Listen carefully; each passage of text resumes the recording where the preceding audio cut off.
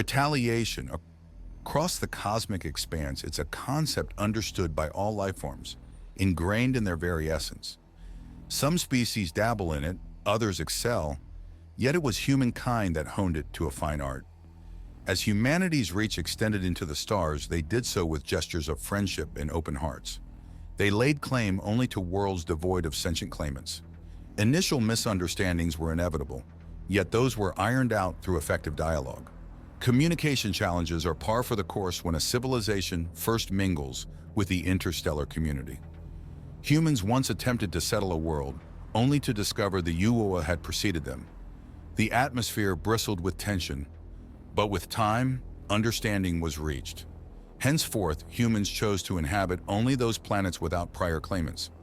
Such worlds were often inhospitable, but humans had a fondness for them, citing a resemblance to their earthly cradle.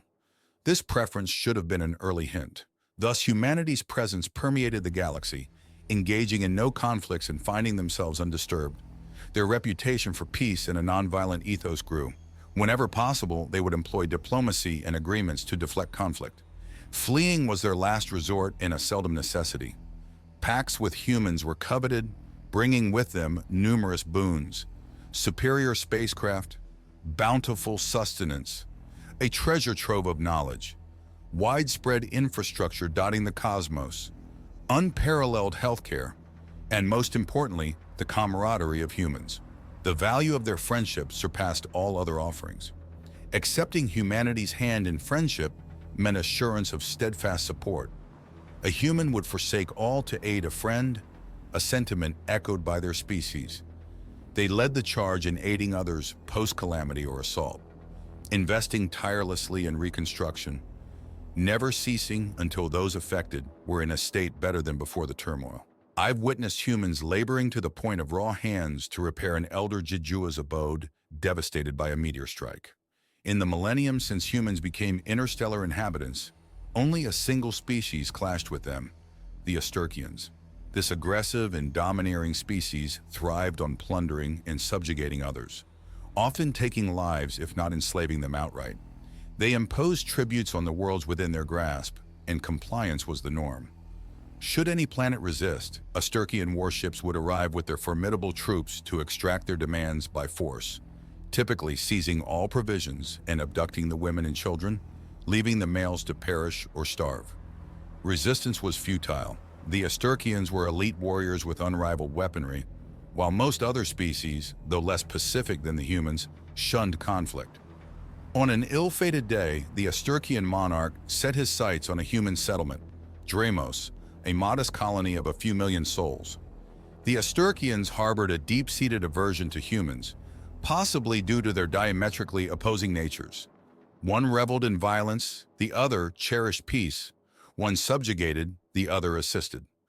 Entering Dramos' orbit, the Asterkians deployed a war party to the surface, demanding tribute and proclaiming the world under their protection.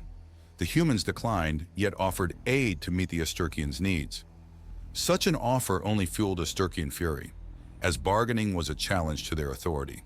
They resorted to their hallmark brutality, ravaging Dramos in a display of savagery that was extreme even by their standards. The marauders looted the colony, commandeered all resources, and enslaved the women and children.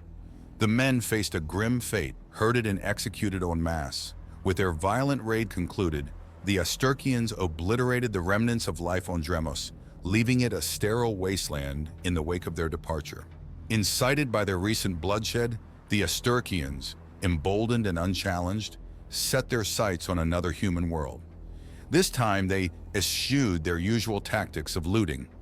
Instead, they unleashed a merciless slaughter from the skies, annihilating all life on the planet. The Asterkians' confidence in their martial prowess and the perceived helplessness of humanity fueled their reckless aggression. They presumed there was no force to halt their onslaught. Humanity's reaction was swift and unexpected. They severed ties with the broader galactic community and withdrew into the sanctuary of their central planets, forsaking their outer colonies and stations. They banished all alien presences from their territories, seemingly closing themselves off. In the humans' absence, economic turmoil threatened. and the Asterkians' campaigns of conquest intensified. They sought to dominate the galaxy unopposed. Then, after a year of silence, humanity broke their isolation with a stark transmission. The message caught the galaxy off guard. Humanity will ensure the Asterkians answer for their atrocities. Should any species aid the Asterkians, they too will face our judgment. To those wise enough to refrain from supporting the Asterkians, do not obstruct us. The Asterkians scoffed at humanity's threat, their hubris rooted in their belief of possessing the galaxy's preeminent military might. They had never been defied, let alone defeated, and so they continued their campaign of terror, embarking on a raid against another human planet. But this time, the outcome deviated from their expectations. As the Asterkian fleet emerged from FTL travel near their target, they were met not by a defenseless colony, but by a formidable armada of human warships. The humans issued an ultimatum: surrender or face obliteration. The Asterkians, steeped in a culture of warfare and conquest, dismissed the warning. They believed that the peaceful history of humans in space would translate to an easy victory, a sentiment echoed by the rest of the galaxy. Yet the confrontation that unfolded shattered these misconceptions. The Asterkian fleet was swiftly destroyed. The human military technology had undergone an evolution, boasting firepower beyond anything the Asterkians, or any known race, had encountered. Shields of unparalleled resilience safeguarded their vast vessels, the largest of which dwarfed even the titanic constructs of known spacefaring species. In the year of isolation, humanity had transformed. Their entire civilization had pivoted from a culture of peace and pleasure to one singularly focused on war. Industries that once crafted luxury items and civilian goods now forged instruments of destruction. Shipyards that had built vessels for exploration and commerce were repurposed to construct behemoths of battle. The rapid advancement in weaponry suggested an intense period of innovation, potentially pushing the bounds of known physics. The message was clear. Humanity had not been idle in their silence. They had been preparing, engineering a military force unparalleled in its sophistication and might. The galaxy watched in a mixture of awe and terror as the humans, once ambassadors of peace, unveiled a new, fearsome chapter in their history. The transformation of humanity was as rapid as it was chilling. The very fabric of their society, once woven with the threads of compassion and benevolence, now frayed and reknit into a tapestry of retribution and wrath. The population, once billions of healers and helpers, now enlisted en masse into a war machine of unprecedented scale and ferocity. Observers across the galaxy recoiled in fear, having never anticipated that such a seismic shift could occur within a species so deeply associated with peace. In a quest to understand this abrupt metamorphosis, galactic historians delved into the annals of Earth's history. The revelations they unearthed were unsettling. Humanity's past was steeped in bloodshed and brutality, their timeline marred by ceaseless conflict. The scale of their internal wars, the intensity of their violence against their own kind, dwarfed the atrocities the Asterkians had ever inflicted upon others. Humanity, it seemed, was not innately peaceful, but had instead been playing the part. Their history was a chronicle of warriors who had momentarily sheathed their swords to try their hand at peace. The galaxy now understood that the Asterkians had awakened an ancient and formidable spirit of vengeance within humanity. The retribution that humanity brought upon the Asterkians was absolute. Every Asterkian ship encountered was obliterated without hesitation. Stations and outposts were incinerated, leaving only ruins. Human troops descended upon Asterkian planets with a singular purpose: eradication. The Asterkians, despite their martial prowess, were outmatched and overwhelmed. The death toll of their species rose into the trillions as humanity executed a grim and systematic purge. For the Asterkians, there was no mercy, no reprieve. After the human soldiers had completed their grim march from pole to pole, the final act of annihilation was delivered from the skies: atmosphere bombs that erased any hope of life's persistence. This apocalyptic campaign was relentless, methodical, and complete.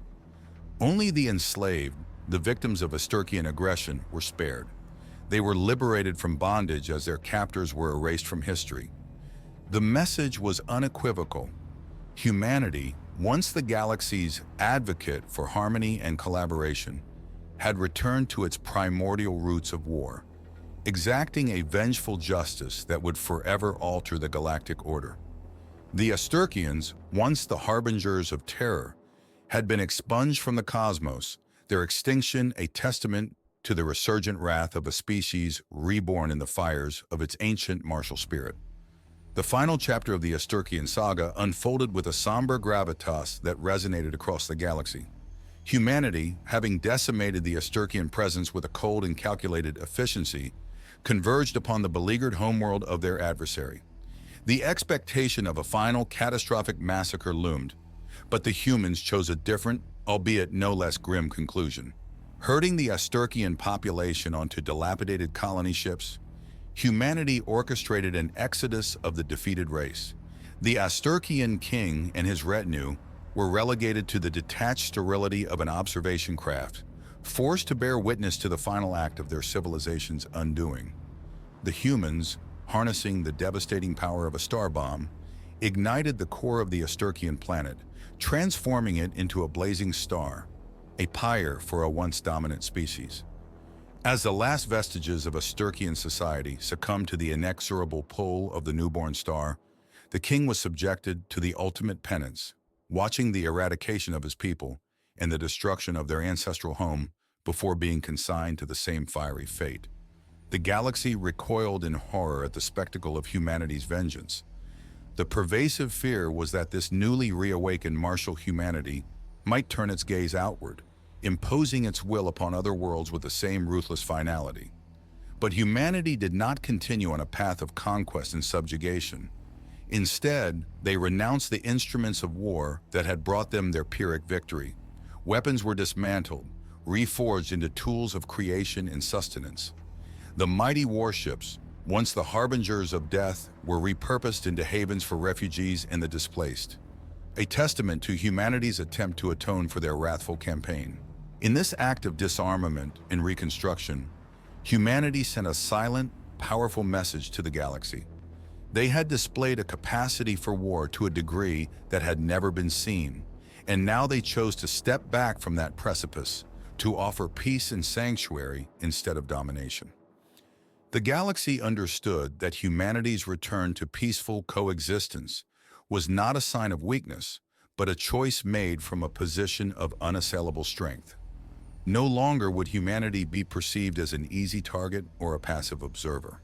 They had shown the lengths to which they would go when provoked, and in doing so, they had secured a deterrent more potent than any weapon, a recognition that to harm them would invite a retribution so total that it could obliterate an entire species.